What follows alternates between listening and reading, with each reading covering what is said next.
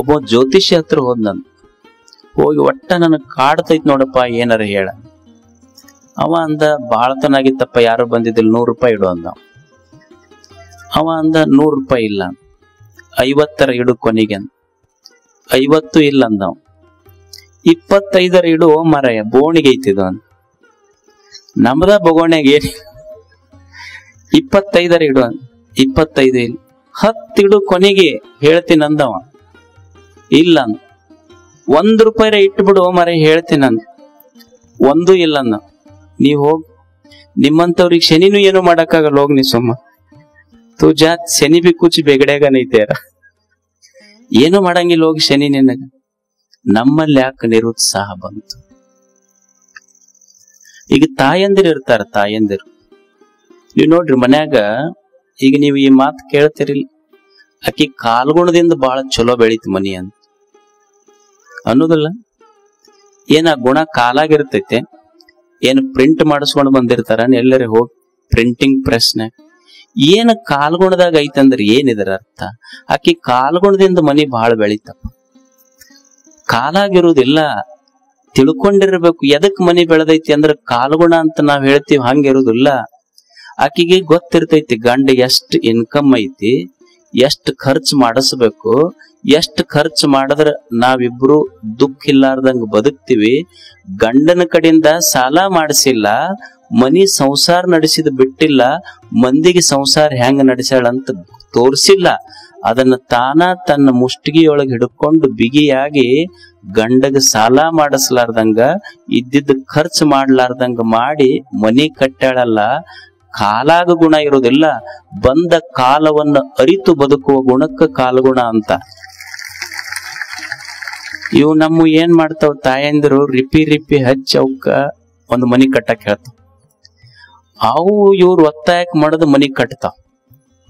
ನಿನ್ ಕಡೆಯಿಂದ ಏನು ಆಗ್ಲಿಲ್ಲ, ಒಂದು ನೆಳ್ಳ ಮಾಡ್ಲಿಲ್ಲ, ಒಂದು ನೆಳ್ಳ ಗಿಡದ ಬುಡಕ್ ನಿಂತರ ನೆಳ ಸಿಗ್ತೈತೆ. ಏನ್ ಮನಿನ ಕಟ್ಟಬೇಕಂತ ಏನಿ? ಅವಕ್ ಬೆಳಿಗ್ಗೆ ಎದ್ದು ಕೂಡ್ಲೆ ಶುರು ಮಾಡ್ತಾರೆ, ನಿನ್ ಕಡೆಯಿಂದ ಒಂದು ನೆಳ್ಳ ಮಾಡಕ್ ಆಗ್ಲಿ. ಅವು ಕೇಳಿ ಮಳ್ಳಕ್ಕವಟ. ಇದು ನೆಳ್ಳ ಮಾಡಕ್ ಹೋಗಿ 50 ಲಕ್ಷ ಸಾಲ ಮಾಡ್ತದೆ. ಏನ್ ಸಾಲ ಮಾಡಿ ಅದು ತೀರ್ಸಕ್ ಆಗ್ಲಿಲ್ಲ, ಎಲ್ಲ 1 ಎಕರೆ ಹೊಲ ಮಾರ್ತು, ಇದ್ದಿದ್ ನೌಕರಿ ಪೆನ್ಷನ್ ಅಮೌಂಟ್ ಅದು ಇದು ಹಾಕ್ತು. ಇದು ಹೇಳ್ತೆ ಅಂತಿ ಮುಂದ, ಅಲ್ಲ ಒಟ್ಟ ಸಾಲದ್ದು ಅದು ಕಟ್ಟಾಕ, ತಿಂಗಳ ಕಟ್ಟದಕ್ಕ ಬಡ್ಡಿ ಕಟ್ಟದಕ್ಕ ನನ್ನ ಸ್ಯಾಲ್ರಿಗೆ ಹೊಂದಾಣಿಕೆ ಆಗುವಲ್ದು. ಅದಕ್ಕ ನಿಮಗ್ ಒಟ್ಟ ಬುದ್ಧಿ ಇಲ್ಲ, ಹೆಂಗ ಮಾಡ್ಬೇಕು ಅನ್ನೋದು ಗೊತ್ತಾಯಿಲ್ಲ, ತಾನ ಹೇಳಿ ಕಟ್ಸ. ಅಂದ್ರ ನಾವ್ ಎಷ್ಟೋ ಮಂದಿ ಮನಿ ಕಟ್ಟಿಸಿ ಮಂದಿಗೆ ಬಾಡಿಗೆ ಕೊಡ್ತೀವಿ, ಮತ್ ಅವ್ರ ಇರ್ಲಿ ಅಂತ. ಅದು ಎದಕ್ಕ? ಲೋನ್ ತುಂಬಕ್. ಮತ್ತ ನಾವ್ ಬಾಡಿಗೆ ಮನೆಗ ಇರೋದು ಸಾಯ ಮಠ. ಅಂದ್ರ ಮನಿ ಕಟ್ಸಿದ್ ಎದಕ್ಕ? ಸಂತೋಷವಾಗಿರಕ. ಕಾಲಾಗಿರೋದಿಲ್ಲ ಗುಣ, ಕಾಲವನ್ನ ಅರಿತು ಬದುಕಬೇಕಾಗ್ತೈತೆ ಅಷ್ಟೆ. ಎಷ್ಟು ಸಾಲ ಮಾಡಿದ್ರೆ ಏನೈತಿ ಹೇಳಿ? ಸಾಲ ಮಾಡಿ ಸಂತೋಷವಾಗಿರಕಾಗ್ತೈತೇನೋ? ಮನುಷ್ಯ ಬಾಳ ಸಾಲ ಮಾಡಿ. ಒಬ್ಬ ಸಾಲ ಮಾಡ್ಕೊಂಡಿದ್ನಂತ, ಸಾಲ ಮಾಡಿದ್ ಅದು ರಾತ್ರಿ ಎಲ್ಲ ಟೆನ್ಷನ್, ಅದಕ್ ಸಾಲ ಐತ್ ಅಂತ. ರಾತ್ರಿ 12ಕ್ಕೆ ಎದ್ದು ಕುಂತ ತಕ್ಷಣ ಹೆಂಡ್ತಿ ಕೇಳಿ, ಯಾಕೆ ಎಷ್ಟು ಟೆನ್ಷನ್ ಮಾಡ್ಕೊಂತೀರಿ? ಇಲ್ಲ ಬಾಳ ಸಾಲ ಆಗೈತಿ, ಅದಕ್ಕ ಟೆನ್ಷನ್ ಆಗಿ. ಯಾರಿಗ್ ಕೊಡ್ಬೇಕು? ರಾತ್ರಿ 12ಕ್ಕೆ ಅವನ ಮುಂದಿನ ಮನಿ ಅವದಾನಲ್ಲ, ಅವನಿಗೆ ಕೊಡ್ಬೇಕಾಗೈತಿ. ಆ ಹೆಣ್ಮಗಳು ಹೋಗಿ ಕದ ಬಡ್ದು, ಈಗ ಸಾಲ ಕೊಟ್ಟನಂತಲ್ಲ, ಕೊಡಂಗಿಲ್ಲ ನಾವು. ಅಕಸ್ಮಾತ್ ನಾಳೆ ಕೇಳಾಕ್ ಬಂದ್ರ ನಿನ್ನ ಹೆಸರು ಬರ್ದಿಟ್ಟು ಮನಿಗೆ ಬಂದ್ಲು. ಈಗ ನೀವು ಆರಾಮ್ ನಿದ್ದೆ ಮಾಡು, ಅವ ಎದ್ದು ಅಡ್ಡಾಡ್ತಾನ. ನಿಮ್ಮಕ್ಕೋ ಇನ್ನವ ಅಡ್ಡಾಡ್ತಾನ ನೋಡು, ಓಣಿ ತುಂಬಾ ಅಡ್ಡಾಡ್ತಾನ ಇನ್ನವ.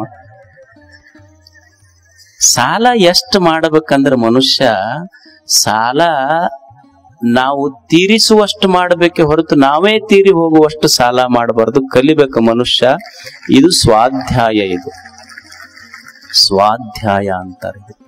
ಅದಕ್ಕೆ ಎಲ್ಲಿ ಜೀವನದೊಳಗೆ ನನಗೆ ಸೋಲಾತು, ನಾನು ಗೆಲುವಿನ ಜೀವನವನ್ನು ಕಟ್ಟಿಕೊಳ್ಳುವುದು ಹೆಂಗ ಅಂತ ವಿಚಾರ ಮಾಡೋದಕ್ಕ ಸ್ವಾಧ್ಯಾಯ ಅಂತ ಕರೀತಾರೆ.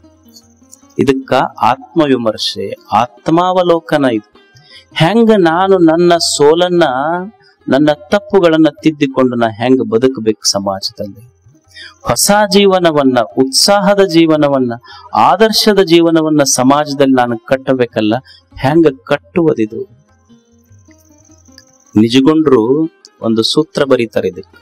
ನೆನೆವುದನು ದಿನದುದಯ ಕಾಲದ ಎಚ್ಚರಿಕೆಯು, ವಿನುತ ಗುರುಮೂರ್ತಿಯನು ಉಮೇಶ ನಂಗ್ರಿಯನು ನಿನ್ನನು ಬಳಿಕ ಸುವಿಚಾರದಿಂದೆ ಮನುಜ ನೇಮಕವಾಗಿ ನಿನಗಹುದು ಮುಕ್ತಿ. ಮನುಷ್ಯನೇ ನಿನಗ ಮುಕ್ತಿ ಬೇಕಾಗಿದ್ರ, ಮುಕ್ತಿ ಅಂದ್ರೆ ಏನಲ್ಲ, ಮುಕ್ತಿ ಅಂದ್ರೆ ಸಂತೋಷವಾಗಿರೋದಷ್ಟ.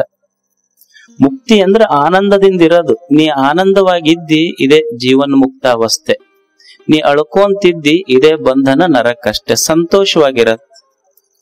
ಅದಕ್ಕ ಅವರು ಒಂದು ಚಿಂತನೆ ಮಾಡಿದ್ರು, ಮನುಷ್ಯ ನೀನು ಮುಕ್ತನಾಗಿರ್ಬೇಕಲ್ಪ, ಜೀವನ್ ಮುಕ್ತನಾಗಿರ್ಬೇಕು, ಸಂತೋಷದಿಂದ ಇರಬೇಕು, ಆನಂದದಿಂದ ನೀನು ಬದುಕಬೇಕಲ್ಲ, ಏನು ಮಾಡಬೇಕು?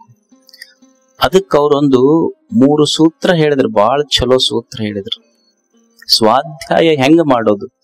ಪ್ರತಿನಿತ್ಯ ಏನನ್ನ ಸ್ವಾಧ್ಯಾಯ ಮಾಡಬೇಕು ಮನುಷ್ಯ ಭೂಮಿಯ ಮೇಲೆ? ಪ್ರತಿನಿತ್ಯ ಏನನ್ನ ಸ್ವಾಧ್ಯಾಯ ಮಾಡಬೇಕು ಅಂದ್ರ ಅವ್ರು ಹೇಳ್ತಾರ, ಬೆಳಿಗ್ಗೆದ್ದು ಈ ಕೆಲಸ ಮಾಡು. ಈಗ ನಾವೇನ್ ಮಾಡ್ತೀವಿ, ನಮ್ಮ ಆಯುಷ್ಯ ಹೆಂಗ ಸಂತೋಷವಾಗಿ ಇಟ್ಕೋಬೇಕು ಅಂತ ಎಲ್ಲರೂ ನಾವು ಪ್ರಯತ್ನ ಮಾಡ್ತೀವಿ.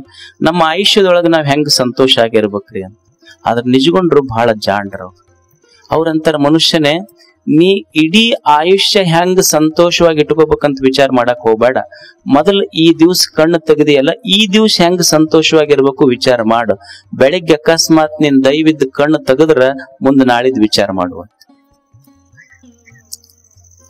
ಏನು ಕಣ್ಣು ಮುಚ್ಚದವ್ರೆಲ್ಲ ಬೆಳಿಗ್ಗೆ ಕಣ್ಣು ತೆಗದಾರ? ಇಲ್ಲ. ಅದಕ್ ದೇವ್ರ ಏನ್ ಈ ದಿವ್ಸ ಕೊಟ್ಟನಲ್ಲ, ಮೊದಲು ಈ ದಿವ್ಸ ಸಂತೋಷವಾಗಿರ್ಬೇಕಾದ್ರೆ ಹೆಂಗಿರ್ಬೇಕು? ಎಷ್ಟು ಚಲೋ ಸೂತ್ರ ಹೇಳ್ತಾರ ಅವರು. 3 ಸೂತ್ರ ಹೇಳ್ತಾರ. ಏನಂದ್ರ, ನಿನಗ ದೇವ್ರ ಈ ದಿವ್ಸ ಕೊಟ್ಟನಲ್ಲಪ್ಪ, ಆಯುಷ್ಯ ವಿಚಾರ ಮಾಡಕ್ ಹೋಗ್ಬೇಡ, ಈ ದಿವ್ಸ ವಿಚಾರ ಮಾಡ ಮೊದಲು. ಈಗ ಎಳಿ ಕೂಡಿ ಬಟ್ಟೆ, ಕಾಳು ಕೂಡಿ ರೊಟ್ಟಿ, ದಿನ ಕೂಡಿ ಆಯುಷ್ಯ. ಕಾಳು ಕೂಡಿಸಿದ್ರ ರೊಟ್ಟಿ ಆಕೈತಿ, ಎಳಿ ಕೂಡಿಸಿದ್ರ ಬಟ್ಟೆ ಆಕೈತಿ. ದಿನ ಸಂತೋಷ ಇರ್ಕೊಂತ ಹೋದ್ರೆ ಆಯುಷ್ಯ ತುಂಬಾ ಸಂತೋಷವಾಗಿರ್ಬೋದು. ಅದಕ್ಕೆ ಈ ದಿನ ಮೊದಲು ಸಂತೋಷವಾಗಿರ್ಬೇಕು ಮನುಷ್ಯ. ಈ ದಿನ ದುಃಖಿ ಇದ್ದು ನಾಳೆ ಸಂತೋಷವಾಗಿರ್ಬೇಕಂದ್ರೆ ಹೆಂಗ? ನಮ್ಗೇನೈತಿ ಅಂದ್ರ ಈ ದಿವ್ಸ ಹೆಂಗೈತಿ ಗೊತ್ತಿಲ್ಲ. ಬರೇ ಮನುಷ್ಯನ ದುಃಖದ ಬೀಜ ಎಲ್ಲೈತಂದ್ರ, ಮನುಷ್ಯನ ದುಃಖದ ಬೀಜ ಎಲ್ಲೈತಿ ಅಂದ್ರ, ಇಲ್ಲ ನಾವು ಬಾಳ ಹಿಂದಿಂದ ವಿಚಾರ ಮಾಡ್ತೀವಿ, ಇಲ್ಲ ಮುಂದಿಂದ ವಿಚಾರ ಮಾಡ್ತೀವಿ. ಮನುಷ್ಯನಿಗೆ ಭಯ ಮತ್ತು ಶೋಕ, ಇವೆರಡು ಶಬ್ದ ಕೇಳಿರಿ ನೀವು. ಭಯ, ಶೋಕ. ಎಲ್ಲರಿಗೂ ಭಯ ಆಗೈತಿ, ಎಲ್ಲರಿಗೂ ಶೋಕ ಆಗೈತಿ. ಭಯ ಎಲ್ಲೈತಿ, ಶೋಕ ಎಲ್ಲೈತಿ ಅಂದ್ರ, ಭಯ ಎಲ್ಲಾಗತ್ತಂದ್ರ ನಾಳೆಯ ಬಗ್ಗೆ ನಾವು ವಿಚಾರ ಮಾಡ್ತೀವಿ. ನಾಳೆ ನಾಡ್ದ ಮುಂದೇನಾಗುತ್ತೋ ಏನೋ ಗೊತ್ತಿಲ್ಲ ನಮಗ್. ಭಯ. ಮನುಷ್ಯ ಇವತ್ತಿದ್ದು ನಾಳಿನ ಬಗ್ಗೆ ವಿಚಾರ ಮಾಡ್ತಾನಲ್ಲ, ಭಯ ಆಗ್ತೈತಿ. ಹಿಂದ ನಿನ್ನೋ ಮೊನ್ನೋ ಅಚ್ಚಿ ಮೊನ್ನೋ 10 ವರ್ಷದಿಂದ ಯಾರೋ ಒಂದೇನೋ ಒಂದು ಶಬ್ದ ಅಂದಾರ ನಮಗ್. ಆ ಶಬ್ದ ಹಿಡ್ಕೊಂಡು ಇಂದು ವಿಚಾರ ಮಾಡಾಕತ್ತೀವಲ್ಲ, ಅಂದ 10 ವರ್ಷ ಆಗೈತಿ, ಶಬ್ದ ಹೋಗ್ಯಾವ, ಅಂದವ್ರು ಹೋಗ್ಯಾರ. ಆದ್ರೆ ಇಂದ ತಲೆ ಕೂತ್ ಕಾಡಾಗ್ತೈತಲ್ಲ, ಇದರಿಂದ ದುಃಖ ಆಗ್ತೈತಿ, ಶೋಕ ಆಗ್ತೈತಿ. ನಿನ್ನೆಯೂ ಇಲ್ಲ, ನಾಳೆಯೂ ಇಲ್ಲ. ಯಾರೋ ಹಿಂದ ಅಂದಾರ ಅವ್ರು. ಅವ್ರ ಮನ್ಯಾಗ ಯಾರೋ ಒಂದೊಂದ್ ಶಬ್ದ ಅಂದಿರ್ತಾರ, ಏನೋ ಒಂದು ಶಬ್ದ ಅಂದಿರ್ತಾರ. ನೀವು ತಾಯಂದ್ರ, ಈಗ ನಮ್ಮ ಅಣ್ಣನ ಹೆಣತಿ ಹಿಂಗ ಅಂದಿದ್ದಕ್ಕ ನಾ 10 ವರ್ಷ ಆತ್ ನೋಡುತ್ತ ಅವ್ರ ಮನೆ ಹೊಸಲ ತೊಳ್ದಿಲ್ಲ. ಈ ಕೀಲಿ ಕುಂತ ಅಂತಿರ್ತಾಳ, ನಾ 10 ವರ್ಷ ಆತ ಅವ್ರ ಮನೆ ಹೊಸಲ ತೊಳ್ದಿಲ್ಲ ಅಂತ ಈಕೆ ಅಂತಿರ್ತಾಳ.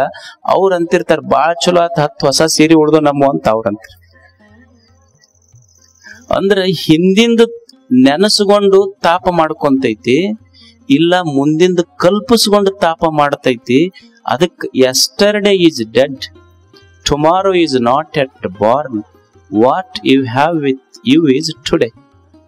ನಿನ್ನೆ ಸತ್ತೈತಿ, ಇಲ್ಲ ಬರುದಿಲ್ಲ ಅದು. ನಾಳೆ ಹುಟ್ಟಿಲ್ಲ. ಸತ್ತ ನಿನ್ನೆಗಾಗಿ ಚಿಂತಿಸುವುದಕ್ಕಿಂತ, ಬರದೇ ಇರುವ ನಾಳೆಗಾಗಿ ಭಯ ಪಡುವುದಕ್ಕಿಂತ ದೇವ್ರು ಇವತ್ತೇನು ಕೊಟ್ಟನಲ್ಲ, ಇದನ್ನ ಅನುಭವಿಸೋರಿಗೆ ಸಂತರು ಅಂತ ಕರೀತಾರ ಅವ್ರಿಗೆ. ಇದು ಸ್ವಾಧ್ಯಾಯ. ದೇವ್ರು ಏನ್ ಇವತ್ತು ಕೊಟ್ಟಾನಲ್ಲ, ಇದನ್ನ ಚಂದ ಇವತ್ತು ಬದುಕುವುದು.